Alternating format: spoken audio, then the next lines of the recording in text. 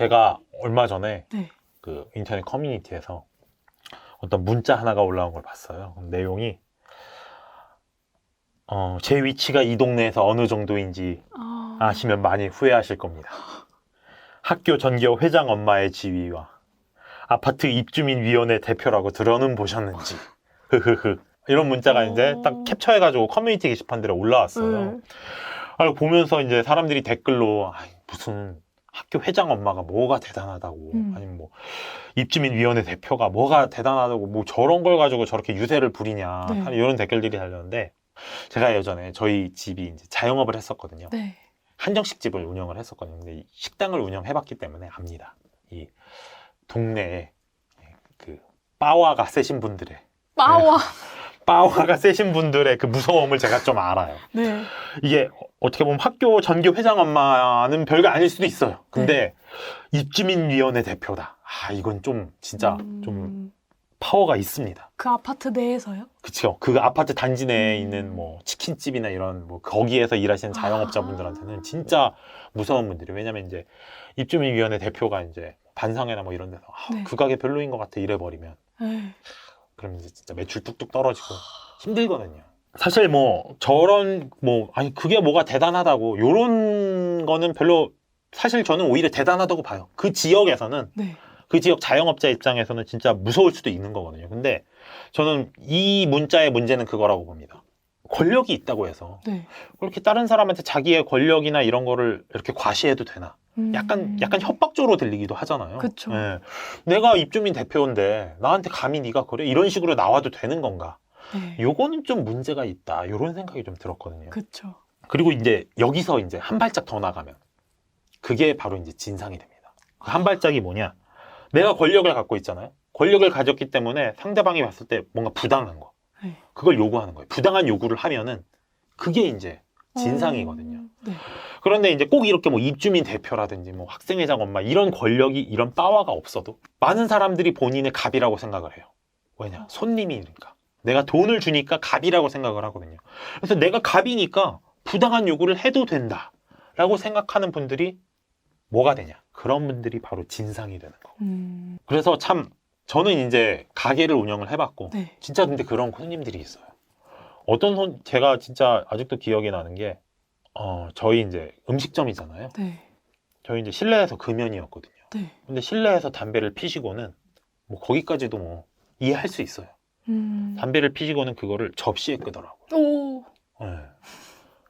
그러니까 그러면서 이제 본인 설거지하면 되잖아요. 내가 그 설거지 값까지 돈 내는 건데 이런 식으로 얘기를 하니까 진짜 그런 분들도 있어요. 근데 그러니까요. 내가 돈을 냈으니까 난 이래도 돼. 이런 거. 난 이 정도 부당한 건 해도 돼. 이런 발상이 참 이건 좀 무섭지 않나. 네. 네, 그런 생각을 많이 했거든요. 네. 유선 PD님은 어떻게 뭐 살면서 진상 만나본 적 있으세요? 본인이 혹시 맞나? 그러니까 저도 사실 저희 부모님이 가게를 하시는데 네. 이제 저희는 좀 늦게까지 하는 가게였어요. 그래서 술을 마시고 오면은 이제 행패 부리는 분들이 진짜 많았는데 그거를 이제 또 손님이니까 저희 부모님도 그거를 어떻게 하기가 어렵더라고요. 그렇죠. 단골 손님이었거든요. 그렇죠. 근데 단골 손님이 행패를 부리면 네. 저걸 이렇게 쫓아내면은 단골 손님 끊어지는 거고. 그러니까요. 그리고 행패를 또 다 받아줄 수도 없고 이게 진짜 힘듭니다. 네. 자, 그런데 하나 여기서 좀 생각을 해볼 게 있죠. 도대체 손님이라는 것도 어떻게 보면 권력인데 네. 진짜 미비한 권력이잖아요. 네. 근데 어떻게 그렇게 미비한 권력을 가진 것만으로도 그렇게 부당한 요구들을 할 수 있을까? 도대체 권력이 뭐길래 사람을 이렇게 변하게 만드는가? 맞아요. 요거에 대해서 한번 생각해 볼 이야기가 책 권력의 원리에 나옵니다. 권력의 원리에서 마리암이라는 분의 사례가 나오거든요. 이분이 어렸을 때 나치 수용소에서 2년의 시간을 보냈대요. 진짜 그 지옥 같은 곳이잖아요. 네.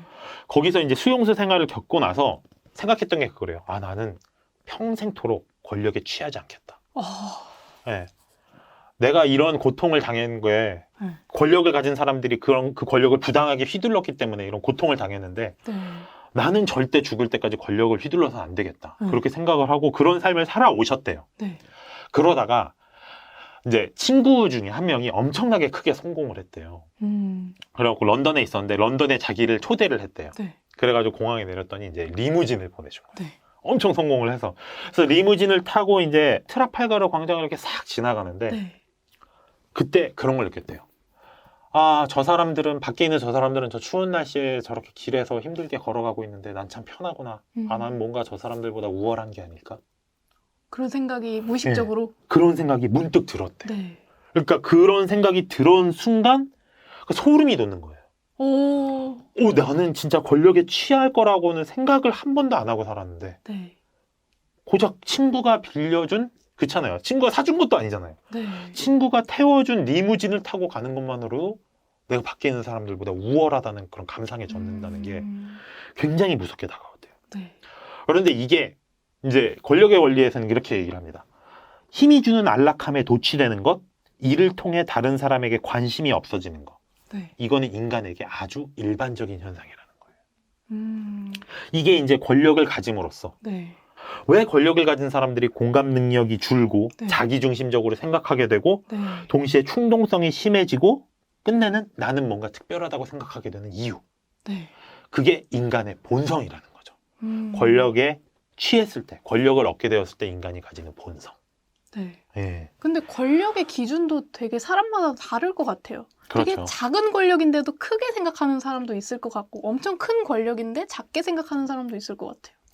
이게 사실 권력이라는 게 말씀하신 대로 좀 주관적인 건데 문제는 이거죠. 아주 작은 권력인데도. 네. 그거를 가진 것만으로도 내가 우월하다고 생각할 수 있다는 거. 네. 이게 정말 저는 위험한 지점이고 무서운 지점이라고 생각을 하거든요. 사실 내가 뭔가 큰 권력을 갖고 있는데 그때 나는 큰 권력을 갖고 있어 라고 생각하는 건 어떻게 보면은 뭐 오히려 그렇게 자각을 하는 게 메타인지를 갖고 있는 게 더 올바를 수도 있다고 생각을 해요. 그런데 정말 아무것도 아닌 권력을 갖고 있는데도 상대방에게 기꺼이 부당한 요구를 하는 거. 맞아요. 그런 거 우리가 갑질, 진상이라고 얘기를 하잖아요. 그런 네. 일들이 벌어진다는 게 네. 왜 그러냐? 그런 것만 갖고 있어도 본인이 뭔가 특별하고 우월하다고 생각하는 게 인간의 본성이라는 거죠. 맞아요. 그래서 권력의 원리 책에서 네. 힘을 얻었을 때 어떤 특징이 나타나느냐, 요거를 4가지로 이야기를 하거든요. 첫 번째는 공감 능력이 떨어집니다. 내가 힘이 있으니까 힘이 없는 사람이 어떤 어려움이 있는지, 그 사람들이 어떤 심정인지 이거에 대한 이해력이 확 떨어지는 거예요. 네. 그리고 두 번째는 자기 집중력이 증가합니다. 나에 대한 어떤 집중력이 증가하고, 요게 긍정적으로 생각을 하면 자신감, 내가 해낼 수 있다, 뭐 이런 자기 효능감으로 이어질 수도 있는데, 그게 너무 오바가 되면 자만심으로 이어지는 거죠. 네, 자만심. 네, 과한 자신감. 그쵸, 과한 자신감. 내가 뭔가를 내가 하면 다 될 것 같은 그런 거. 네.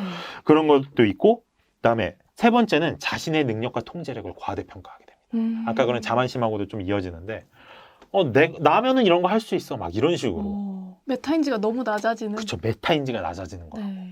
그러니까 부당한 요구를 하는 거예요. 네. 내가 손님인데 이런 요구를 못 받아줘? 네. 못 받아주죠. 손님이면 접시에다 담배 꺼도 되냐고요. 사람 먹는 건데. 그렇잖아요. 그러니까 메타인지가 말씀하신 대로 훅 떨어지는 거예요. 네. 다음 4번째. 이게 저는 정말 아주 심각한 거라고 생각하는데, 자기 스스로를 선한 사람이라고 생각해요. 왜냐면은 예를 들면 이런 거예요. 보통 인맥 관리를 네. 한다라고 얘기를 하면은 네. 약간 좀 부정적인 뉘앙스가 있잖아요. 사람을 좀 계산적으로 사귄다? 네. 네, 이런 이미지가 좀 있는데, 강자들은, 권력을 많이 갖고 있는 사람들은 그렇게 생각을 안 합니다. 왜냐하면 내가 인맥을 맺어주는 것 자체가 저 사람한테 특혜가 된다고 생각을 해요. 그렇기 때문에 본인이 힘이 있다고 생각을 하면 이기적 목적으로 아니면 굉장히 전략적인 목적으로 다른 사람과 인맥 관리를 하면서도 네. 내가 저 사람하고 이렇게 인맥을 맺는 것 자체가 저 사람한테 도움이 되는 일이야. 나는 굉장히 이타적인 일을 하고 있어. 이렇게 생각을 한다는 거죠. 이런 게 다른 걸로 이렇게 넓어지면 어떻게 되냐? 본인이 굉장히 이기적인 일을 하면서도 네. 내가 이런 일을 하는 것 자체가 세상에 도움이 되는 일이야. 이렇게 생각을 할 수가 있다. 그런 생각 되게 조심해야겠네요. 그쵸. 이런 생각 진짜 조심해야 되는 네. 거거든요. 이게 무서워지면은 올바른 게 뭔지 착각하는 수준까지 되는 거예요. 그래서 본인이 스스로 정의롭다고 생각을 하는 거죠. 실제로는 정의롭지 않은데. 심지어 권력도 있어요. 그 일을 해낼 수 있는 능력이 있는 거잖아요. 네. 그러니까 정의롭지 못한 생각을 정의롭다고 착각하면서 해낼 수 있는 능력까지 있으니까.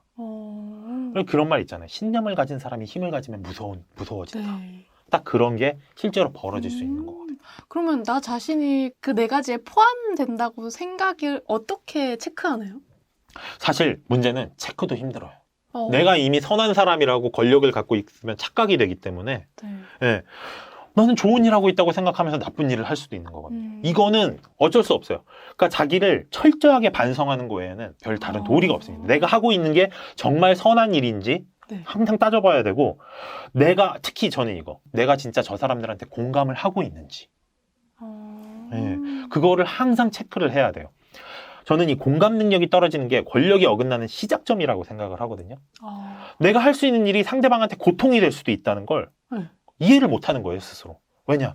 그럴 거라는 가능성 자체를 전혀 고려를 안 하니까. 그래서 공감 능력이 떨어지면 거기서부터 이제 다른 사람한테 고통이 될 수 있는 거를 좋은 일이라고 생각하고 해버리는 그런, 뭔가 어떻게 보면 되게 안타깝다고도 할 수 있죠. 그런 착각들이 쌓이면은 권력이 그 자체로 안 좋은 게 돼버리는 그런 방향으로 나아갈 수가 있게 되는 거죠. 그래서 권력이 오래되면 부패한다라는 말이 그래서 나오게 되는 것이고, 여기서 이제 조금 더 한 발짝 더 나아가서 조금 더 철학적으로 한번 생각을 해볼게요. 권력이 있다는 얘기는 내가 그런 어떤 능력이 있고 무언가를 행할 수 있는 힘이 있다는 이야기잖아요. 요거를 이제 마이클 샌델이라고 혹시 아시나요? 네, 정의란 무엇인가? 예. 그분이 정의란 무엇인가 다음에 이제 공정하다는 착각이라는 책을 썼는데, 거기서 이렇게 이야기를 해요. 능력주의가 사회를 분열시킨다. 왜 그러냐면은 일단은 능력만으로 성공한 사람은 없어요. 능력이 아무리 좋아도 능력이 전부가 아니라 운적인 요소가 개입을 합니다. 네. 대표적으로 이렇게 생각을 해볼 수도 있어요. 대한민국에 태어난 거는 얼마나 운이 좋은 일일까요? 예. 그렇게 따져보면은 우리나라가 좋다고? 뭐 이렇게 생각하실 수도 있는데, 일단은 경제력으로 따져도 세계 10위권이죠. 네. 치안이나 안보로 따져도 굉장히 순위가 높죠. 그쵸. 예. 막말로 지금 내전이 한창 벌어지고 있는 아프리카의 어느 소국에서 태어났다고 생각을 해봐요. 그럼 전쟁과 굶주림을 면하는 것만 생각하면서 사느라고 뭐 성공할 기회고 뭐 이런 거 아예 없을 수도 있어요. 그냥 교육의 기회 자체가 아예 없을 수도 있고, 네. 막말로 20살이 되기 전에 죽을 수도 있는 거고. 하지만 우리는 대한민국에 태어났잖아요. 아니면 뭐 무슨 유럽 선진국에 태어날 수도 있고 미국에 태어날 수도 있고, 이런 것들 자체가 굉장한 운이라는 거죠. 그런데 그런 운적인 요소를 고려하지 않고 성공을 하고 나서 그 모든 성공이 내 능력 덕분이다 라고 착각을 하는 사람들이 많다라고 지적을 하면서, 자, 여기까지는 그래도 뭐 혼자서 그냥 착각하는 거 정도면 끝나는데, 네. 거기서 나가서 무슨 말을 하냐면 성공을 못한 사람들을 비난한다는 거죠. 너가 성공을 못한 건 너가 능력이 없기 때문이고, 네가 능력이 없는 이유는 네가 노력을 안 했기 때문이다 라는 식으로 이야기를 하기 때문에, 그래서 능력주의가 성공하지 못한 사람들을 비난하는 근거가 됨으로써 사회를 분열시키는 그런 생각이 될 수 있다라는 걸 마이클 샌델이 지적을 합니다. 저는 이게 이제 권력의 원리에서 말한 그 권력이 부패하는 원리와 연결이 된다고 생각을 해요. 권력을 가진 사람들이 내가 권력을 가진 거 오로지 내 덕이라고만 생각을 하고, 권력이 없는 사람들한테 내가 부당한 요구를 할 수 있다라고 착각을 하고, 심지어 그렇게 부당한 요구를 하면서도 나는 선한 일을 하고 있다라고 착각을 하게 되는 거. 이런 게 다 스스로 반성하지 못하는 데서 오는 그런 문제라고 저는 생각을 하거든요. 네. 그리고 겸손하지 못한 문제도 있는 것 같아요. 맞습니다. 그게 저는 우리가 이런 문제들을 해결하는 가장 근본적인 방법이라고 생각을 해요. 일단은 권력에 취하고 능력을 내덕으로 돌리는 그런 인간의 본성에서 우리가 벗어날 필요가 있습니다. 그럼 그런 본성에서 어떻게 벗어날 수 있느냐? 네. 공감과 겸손의 태도를 갖춰야 된다는 거죠. 예. 그래서 그런 것들을 갖춰야만 진짜 알량한 감투잖아요. 네. 아파트 입주민위원회 대표. 그게 뭐라고? 근데 그것만, 그 감투 하나 쓴 거 가지고 약간 그렇게 협박적으로 나올 수 있다는 거. 그게 공감과 겸손이 부족하기 때문에 생기는 일이라고 저는 생각을 해요. 그래서 그 공감과 겸손이 이렇게 권력을 남용하는 인간의 본성을 뛰어넘을 수 있는 거의 유일한 수단이 아닐까. 그걸 항상 마음에 두고 살아야 되지 않을까라고 저는 생각을 합니다. 그 마틴 루서 킹이라고 흑인 인권운동 하신 목사분 아시죠? 네. 그분이 이런 이야기를 했어요. 결론적으로 볼 때 쓰레기를 수거하는 사람들은 의사만큼 대단한 사람들입니다. 그들이 그 일을 하지 않으면 네. 질병들이 만연할 것이기 때문이죠. 그러므로 모든 직업은 고귀합니다. 맞아요. 저는 이런 태도가 우리한테 좀 필요하다고 생각을 해요. 우리 사회에 특히. 저는 이게 우리 사회가 갈수록 계층화가 심해진다 이런 이야기를 하잖아요. 네. 사실 그거를 완전히 부정할 수는 없어요. 왜냐면은 사람마다 버는 돈이 다르고 직업마다 얻을 수 있는 수익의 그런 한계가 다 다르기 때문에 네. 어느 정도 계층화가 일어나는 거를 아예 그런 게 없다라고 무시할 수는 없는데 네. 그런 게 일어나더라도 우리가 태도적으로는 마음속으로는 그걸 알아야 합니다. 꼭 많이 버는 직업이 고귀하거나 네. 못 버는 직업이라고 고귀하지 않은 게 아니에요. 사실상 모든 직업이 고귀하고 우리는 그 모든 직업을 존중해야 될 의무가 있다라고 저는 생각을 하거든요.